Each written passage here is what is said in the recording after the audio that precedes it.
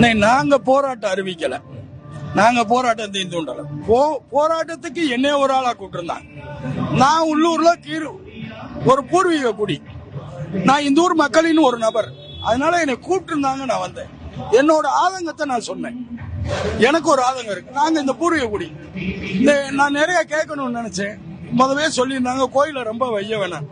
நான் கேட்கிறேன், இந்த கோயில எங்க ஐயா, எங்க அப்பன், எங்க அப்பனுக்கு முன்ன எவனோ ஒருத்தன் என் பரம்பரையில இருக்க ஒரு கல்லை தூக்கி இருப்பான், ஒரு மண்ணை தூக்கி இருப்பான், ஒரு சிமெண்ட குறைச்சு கொடுத்திருப்பான். இந்த அறநிலைத்துறையில இன்னைக்கு வேலை பார்க்கிற எவனாவது ஒருத்தன் இந்த கோயில் கட்டுறதுக்கு உதவியா இருந்திருப்பான். அவன் சொல்றான் நீ கோயிலுக்கு வர வேணான்றான். அப்ப நான் யாரு? இந்த கோயில கட்டின பூர்வீக குடி. இந்த ஊர்ல எங்க ஐயா வாழ்ந்திருப்பான், எங்க அப்பச்சி. நாங்க திருமல் நாயகர் காலத்துக்கு முன்னால இருந்திருக்கோம். அப்ப எங்களோட பூர்வீக குடியில ஒருத்தர் வேலை பார்த்திருப்பான்.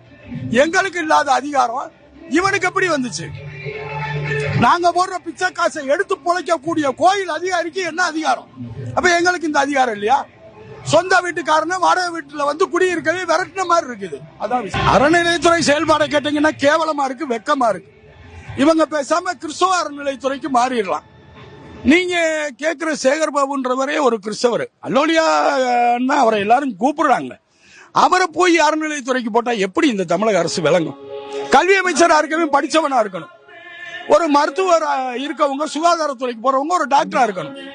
அறமே தெரியாத ஒரு அரங்கட்டவனை போய் தரங்கட்டவனை போய் அறநிலையத்துறைக்கு போட்டிருக்காங்களே, இது என்ன நியாயம்?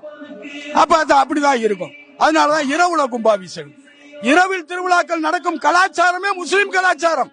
இந்துக்களின் கலாச்சாரம் சூரிய உதயத்திற்கு பின் தான் நல்ல நேரமே.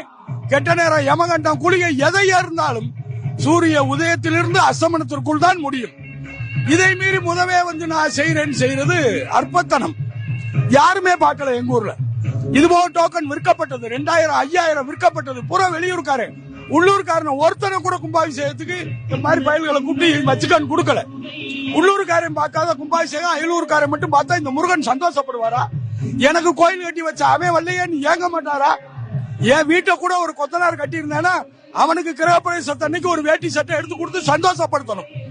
அப்படி இந்த கோயிலை கட்டின இந்த பூர்வீக குடி மக்கள், காவல் மிராசுகள், நாட்டாமக்காரர்கள் யாரையுமே இங்க அனுமதிக்கலைன்னா அவன் எப்படி சந்தோஷப்படுவான்? முருகன் எப்படி சந்தோஷப்படுவான்? இது கேவலமான அரசியல் பிழைப்பு நடத்தும் அறநிலையத்துறை. எங்களுக்கான முதல்வரை 2026 நாங்கள் தேர்ந்தெடுக்க வேண்டிய கட்டாயத்தில் உள்ளோம்.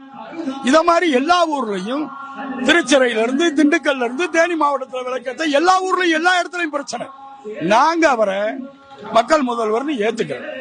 இன்னொரு விஷயம், இந்து கோயில்களில் பிரச்சாரம் பண்ணுவதற்கு தடை இருக்கிறது. இந்து கோயில்களில் யாரும் பிரச்சாரம் பண்ண முடியாது. நான் ஒரு காலத்தில் இங்கே கிருபானந்த வாரியார் சஷ்டி மண்டபத்தில் பிரச்சாரம் பண்ணி இருக்கிறார். இந்துக்களை பற்றி பட்டிமன்றம் நடந்திருக்கிறது. இதெல்லாம் இப்போது திராவிட கட்சிகள் வந்த பின்னால் தடை செய்யப்பட்டிருக்கிறது. இந்துக்கள் பிரச்சாரம் பண்ணா கோயில்ல உட்கார்ந்து அவன் சொல்லுவான் இன்னாருக்கு ஓட்டு போடு. இந்த உரிமை முஸ்லீமுக்கு கொடுக்கப்பட்டிருக்கிறது, கிறிஸ்தவர்களுக்கு கொடுக்கப்பட்டிருக்கு, இந்துக்களுக்கு எங்கே கொடுக்கப்பட்டிருக்கு?